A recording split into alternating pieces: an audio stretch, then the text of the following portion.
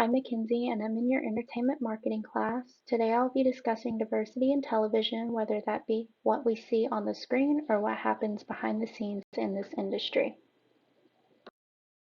Growing up as children of our age, we have known television for the majority, if not the entirety, of our lives. Taking this into account, I wanted to dig into the past of when television first came about and its journey of becoming more and more diverse as the years go by. How it has changed, how it has improved, how far we still need to go, and many more things that have gone on or are going on in front and behind the scenes of the television industry. The three major issues I see occurring in this current event topic include things such as lack of culture behind the screen, gender inequality, and underrepresentation of many different groups of individuals. To give a little preface to when diversity started becoming an issue and how far we have come since then, I did some research on the past and how those who were not white were represented on television. When television first began in the 1920s, it consisted of almost all white people, which created a realm of scrutiny towards those of color, treating the individuals in that grouping as if they were invisible. Not only that, but the people who ran television series back then were extremely stereotypical. This can be seen in examples such as the Mexican banditos of the Kisco Kid, or when Caucasian people disrespected Native Americans by performing in red face, and even giving black actors at this time servant or comedic relief roles with no depth. As time went on, things began to be recognized and actions were starting to take place to make a change in this situation. This can be witnessed through emerging TV shows preceding the late 1960s, such as Good Times, I Love Lucy, The Cosby Show, and many others that followed. These roles that were played by different ethnicities other than just white began to alter the way not only television was perceived, but also real-life situations, all of which were changing the perception of the American family. For starters, statistically speaking, over half of the people we see on television are white, or 56.6% to be more exact. With this being said, it is a known factor that there is a major lack of diversity in this phenomenon. This leaves approximately 43.4% of the population who are not white to take part in a television series, which is all in all not fair to those who make up the remaining groups. Those who are not a part of the white community who face some of the most underrepresentation in television are those who are a part of the Latinx community. It was found that people within this community, who make up 18.8% of the population, only get on average 5.5% screen time across multiple platforms. Furthermore, Native Americans only have 0.4% screen time, which is less than a quarter of their populace in America. And people within the Black community have become, in quotes, overrepresented in comparison to their percentage of the population, which was 18.1% screen time in total, with the total population in America being around 14%. All of this being said, there are other areas that lack diversity in this industry, one of the biggest ones being gender inequality. Women do not receive as much screen time as men. Behind-the-scenes issues also matter just as much, if not more, than what is seen on TV. I say this because 77% of television shows have 0 women creators. Not only that, but the women who are presented with scripted roles on the screen, 70% of the time, are white, leaving an even bigger gap in women's diversity in this community of production.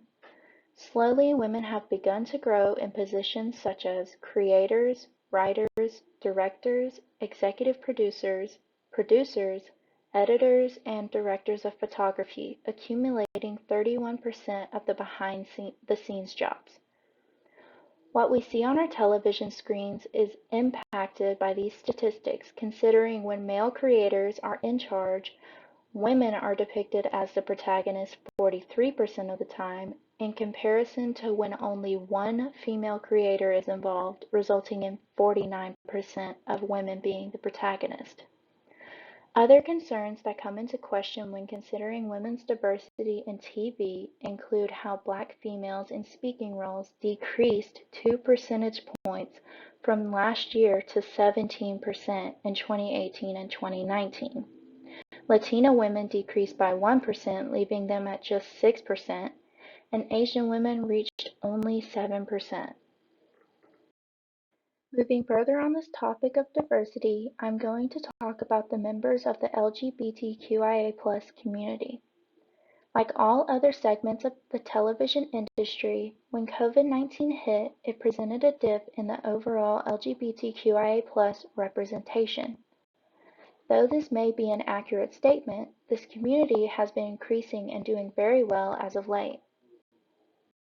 Out of the 775 series that were scheduled for this year, 92 of the scripted roles have been filled by people in the LGBTQIA+ community, which is an increase from last year's results by a total of 2.8%.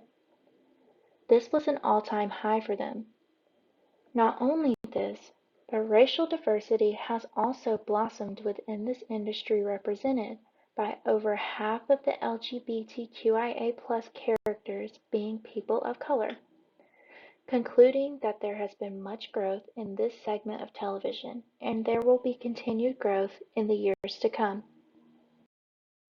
To wrap up this presentation, I find it to be important to discuss what the 4 C's are for television and how diversity influences them. Based on both previous knowledge and the videos that we have been provided in this week's discussions about TV, the 4 C's include content, conduit, convergence, and consumption. To start, content for television would be considered everything in front and behind the camera. This includes things such as the characters, the scripts, the people who work behind the camera to keep things on track, and so many other things. Content becomes important in terms of diversity by hiring a diverse group of people in the casting process, making sure television shows, when in the writing portion, have written-in characters of all backgrounds, and by ensuring equal treatment amongst everyone in the production. It should be a creation of equality in all aspects. Conduit in TV is the formats and platforms that the program is televised through, whether that be Netflix, Prime Video, YouTube, or any other platform that can be accessed by your target audience. It is important to understand your target audience and what they can relate to within your show or how to expose them to new ideas.